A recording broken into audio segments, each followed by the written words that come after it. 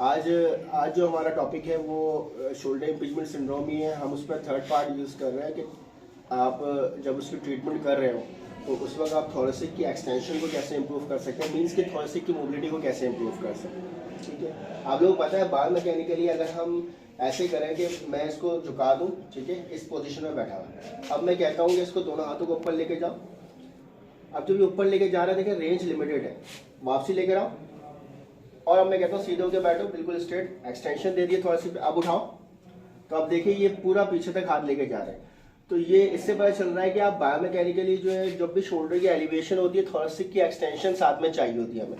ठीक है, क्योंकि ये काइनेटिक चेन में काम कर रहा होता है बेसिकली। और अगर एक हाथ उठाने के लिए कहते हैं, हम पूरा हाथ उठाओ ऊपर, जब वन हैंड पूरा उठाएंगे ऊपर की तरफ, तो इसमें एक्सटेंशन के साथ रोटेशन भी होती है। बेसिकली इस साइड में रोटेशन होगी, स्लाइड सेम साइड पे, तो रोटेट भी करेंगे और एक्सटेंशन भी होगी। तो ये हमें जो है वो काइनेटिक चेन में मिलता है। तो इसीलिए हम जब भी शोल्डर की एलिवेशन को अगर इंप्रूव करना है, चाहे वो शोल्डर इम्पीचमेंट सिंड्रोम हो या भी शोल्डर पेन के साथ कोई भी पैथोलॉजी के साथ आपके पास आ रहा है ऐसा पेशेंट, तो कोशिश कीजिए थोरेसिक एक्सटेंशन पे भी उस पर काम करें आप। ठीक है, यूनिलैटरल साइड पे तो आपको रोटेशन पे भी काम करना पड़ सकता है। ये हो गया। दूसरी चीज़ ये है कि अगर मैं शोल्डर की लैटरल रोटेशन करवाता हूँ, दोनों हाथों के इससे लेके जाओ, ठीक है, सामने देखो।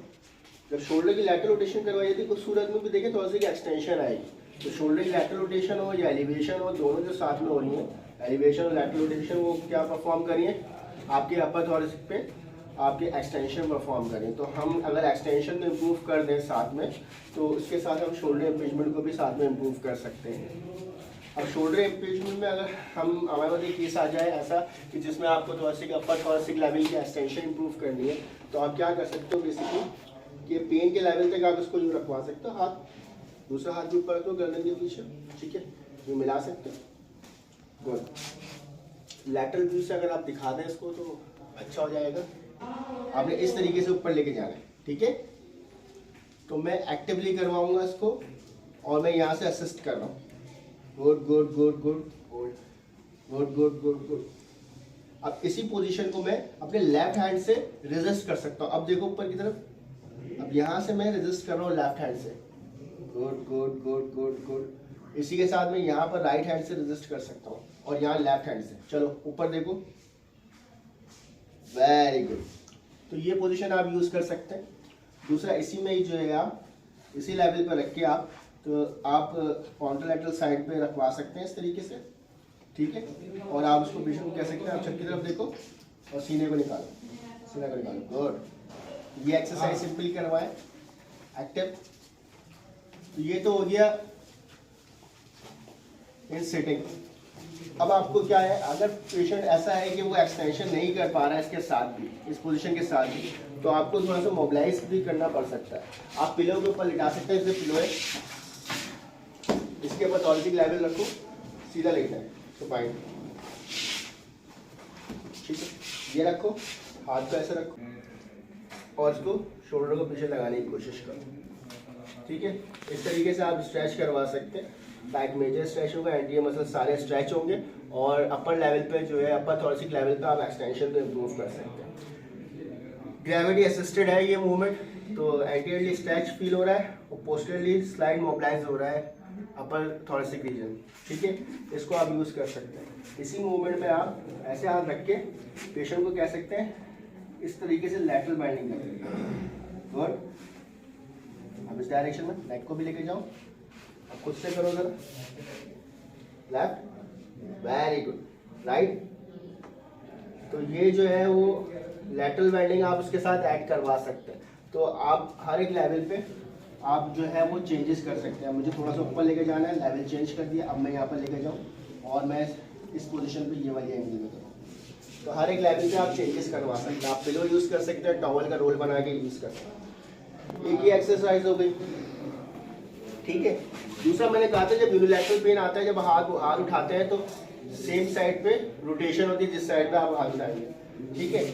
तो आप इसको ऐसे रख सकते हैं, करवट में लेटाएंगे, मेरी तरफ साइड लाइन में इसको फ्लैक्स कर लो, ठीक है। फॉर एग्जाम्पल ये वाला अपर लिम्ब है, तो आप अपर लिम्ब की मूवमेंट के साथ इसको रोटेशन दे सकते हैं इस डायरेक्शन। थोरेसिक लेवल पे आप रोटेशन करवा सकते हैं, खुद से जाओ और साथ में आप स्ट्रेच कर सकते हैं।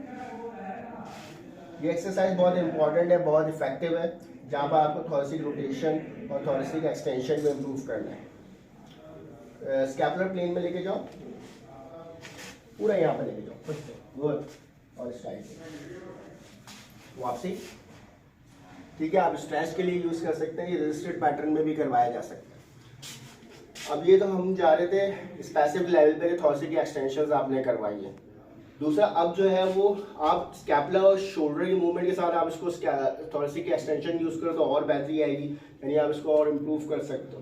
तो मैं इसको स्टैंडिंग में करवा सकता हूँ। स्टैंडिंग में आओ, क्योंकि आपने यूँ करना है, ऐसे हाथ रखा हुआ और ये इस तरीके से ऐसे उठाना, ऊपर देखो, ऊपर पूरा ऊपर ही देखो, गुड, सीधा निकालना, वापसी जाओ नीचे। इसको कहते हैं स्टर्नल लिफ्ट। अब ये देखें लैटरल रोटेशन साथ में कर रहे हैं, ठीक है, स्कैपुला स्क्वीज हो रहा है बायलैटरली और थोरेसिक की जो है वो अपर थोरेसिक की एक्सटेंशन हो रही है साथ। वापसी नीचे लेकर जाओ, इसी पैटर्न को आप रेजिस्ट कर सकते हो, उठाओ दोबारा, ठीक, ये एक्सरसाइज हो गई।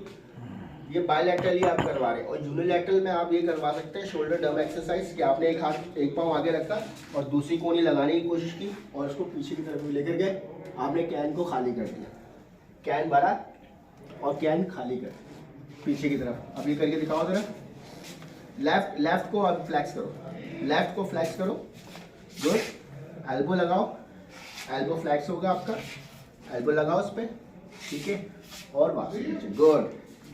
आपकी सर्वाइकल भी, तो इसमें अगर आप देखो इस साइड से दिखाओ, इस तरफ मुंह करके करो, गुड, अब वापस उठा के फेंको, गुड।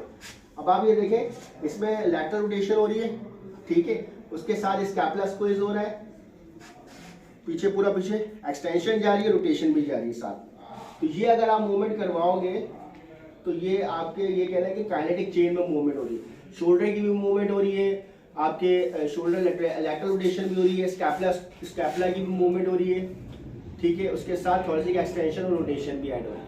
तो उसको हम शोल्डर डम एक्सरसाइज कहते हैं, ये यूज कर सकते हैं। लास्ट एक्सरसाइज जो आपको बतानी है, बहुत इंपॉर्टेंट है, आपके इधर भी वो लगा लें, बैक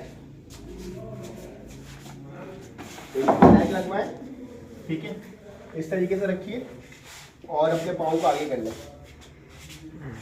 कमर को लगाइए, बैक लगी हुई होगी आपकी, फ्लैक्स होंगे। अब आपने एल्बो से पुश करना है, गुड, नेक को लगा के रखें, एल्बो से शोल्डर को बैकवर्ड पुश करें, बहुत अच्छे से टग इन करें पेट को, तो पूरा थोरेसिक स्पाइन जो एक्सटेंशन लोअर भी होगा, अपर लेवल भी होगा, सर्वाइकल भी पूरा स्ट्रेट में जाएगा। ये अगर एक्सरसाइज यूज़ की जाए, बहुत इंपॉर्टेंट, बहुत अच्छी एक्सरसाइज है, ठीक है, इसको वॉल एंगल्स कहते हैं बेसिकली इस एक्सरसाइज को। इसको यूज़ करवाएं, होल्ड करवाएं 5 to 10 सेकेंड, देन रिलैक्स, फिर होल्ड करवाएं 5 to 10 सेकेंड, इसको थोड़ा ऊपर रखेंगे, पेन फ्री रेंज में रखेंगे, ठीक है। जैसे जैसे रेंज बढ़ती जाएगी आप इसको ऊपर ले जाते जाएंगे, दबा के ऊपर पीछे की तरफ लेके जाओ और ऊपर लेके जाओ, रेंज के अकॉर्डिंग, यानी पेन फ्री रेंज में रखना। जैसे जैसे आपकी इम्पीचमेंट की रेंज बढ़ती जाएगी, बेहतर होती जाएगी, उतना ऊपर लेते जाएंगे, ठीक है, पूरा ऊपर ले जाओ। अगर आपकी रेंज बढ़ जाएगी तो ऊपर ले जाएंगे आप, फिर वापसी लेकर आओ। तो ऐसी पोजीशन रख के जो है ना आपने जो करवाना है, और ये इम्पीचमेंट के लिए बहुत अच्छी एक्सरसाइज है। पिछली जो बताई थी मैंने 2 वीडियोस में ट्रीटमेंट का, कि आपको रोटेटर कफ के लिए बताया था, फिर आपको मैंने स्कैपुलर मसल्स के लिए बताया था, देन अब आज जो बताया थोरेसिक स्पाइन के साथ जो है स्कैपुलर मसल्स भी हैं, शोल्डर के मसल्स भी है, और इंडिविजुअली थोरेसिक स्पाइन की भी रिहैबिलिटेशन बताई है, ठीक है। Thank you.